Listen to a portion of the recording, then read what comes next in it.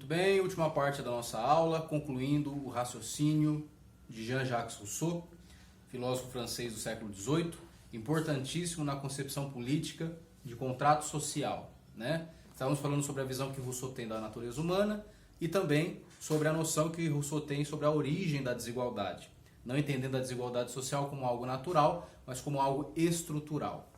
Sobre a propriedade privada, que para Rousseau é de fato o principal artefato, digamos assim, histórico, que vai causar a desigualdade social.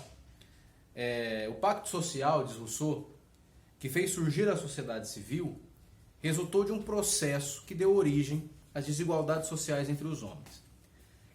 E por sua vez, a instituição da propriedade privada, ela é o principal fator dessa desigualdade. Rousseau vai dizer o seguinte, no seu texto sobre a desigualdade: o verdadeiro fundador da sociedade foi o primeiro homem que, tendo cercado um terreno, lembrou-se de dizer: isto é meu, e encontrou pessoas simples e humildes o suficiente para acreditá-lo.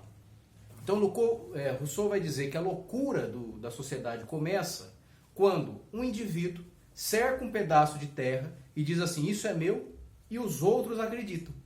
Aí surgiu a propriedade privada, aí surgiu a ideia de posse da natureza, aí o ser humano começou a criar pseudo-necessidades e o ser humano começa então a ser predador do outro, a partir da propriedade privada. Na visão de Rousseau, não deveria existir propriedade privada, porque a natureza está à disposição de todos e não nos faltaria absolutamente nada. Novamente aí, a referência, a alusão às sociedades tribais, né? Rousseau exemplifica dessa forma a instituição da propriedade privada e a hipótese da desigualdade humana para o principal problema da organização política, ou seja, a divisão do trabalho, que depois Marx vai trabalhar no seu livro Capital, agricultura, metalurgia, tudo levando à descoberta da propriedade e dela à desigualdade e à opressão. Ou seja, é o homem dominando a natureza, tomando posse da natureza e criando pseudo-necessidades. A propriedade, diria Rousseau, vai determinar o que é meu e o que é teu. Ou seja, no estado natural não existe o meu e o teu, existe o nosso. Por quê? Porque nós estamos diante de uma natureza que é nossa, que não é minha. Só que agora o homem vai tomar posse disso. E como existem capacidades diferentes, fatalmente uns terão mais do que os outros e quererão manter sua posse e transformá-la em propriedade. E é aí que nasce a desigualdade. A desigualdade existe porque existem homens mais hábeis, que já nascem com condições mais favoráveis, socialmente falando, em estruturas de poder mais favorável, que vai fazer com que eles tenham mais propriedade privada. Quem detém mais propriedade privada, bens, produtos, terras e por aí em diante, tem mais poder na sociedade. Quem detém menos propriedade privada tem menos oportunidade, menos capital, menos chance, digamos assim, de prover a si e aos seus. E é então que nasce a disputa, nasce a propriedade privada. Termino com uma frase de Rousseau, também do seu livro do Contrato Social, que ele diz assim: como poderá um homem ou um povo assenhorar-se de um território imenso e privar dele todo o resto do gênero humano, a não ser por sua usurpação punível, por isso que tira do resto dos homens o abrigo e os alimentos que a natureza lhes deu em comum. Então é uma visão assim bastante socialista mesmo, é um proto-socialismo, né? Ou seja, a natureza nos deu tudo, não nos falta nada, e infelizmente a ganância humana nos priva de algo que é nosso. Termino falando uma frase de Rousseau sobre a civilização. Suas faculdades se exercem e se desenvolvem. Suas ideias se alargam. Seus sentimentos se enobrecem.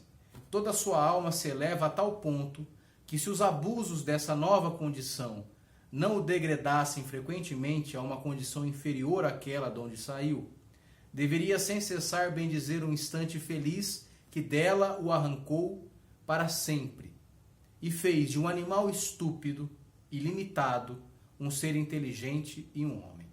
Ou seja, a nossa razão nos trouxe até aqui. A civilização é algo de importantíssimo. Porém, essa civilização precisa ser repensada. Ela precisa ser revisada, colocada em questão, principalmente as questões que levam em conta essa ideia de posse, essa ideia de domínio, né? Nesse sentido, podemos dizer que para Rousseau existem dois tipos de contrato.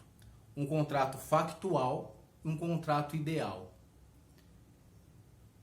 Rousseau nos apresenta dois tipos de contrato entre indivíduos, ou seja, um que teria sido forjado pelos ricos, pelos poderosos, aqueles que se tornam os donos da propriedade privada.